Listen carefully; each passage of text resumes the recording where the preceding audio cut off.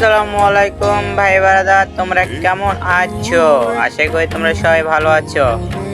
যারা এই আইডিটা কিনবা তারা আমাকে বলতে পারো, স্ক্রিনে দেওয়া ইমো নাম্বারে যোগাযোগ করো। 500 টাকা হলে আইডিটা তোমরা নিতে পারবা একদম কম দামে। যারা আইডিটা নিতে চাও তারা চাইলে ইমো নাম্বারে যোগাযোগ করতে পারো।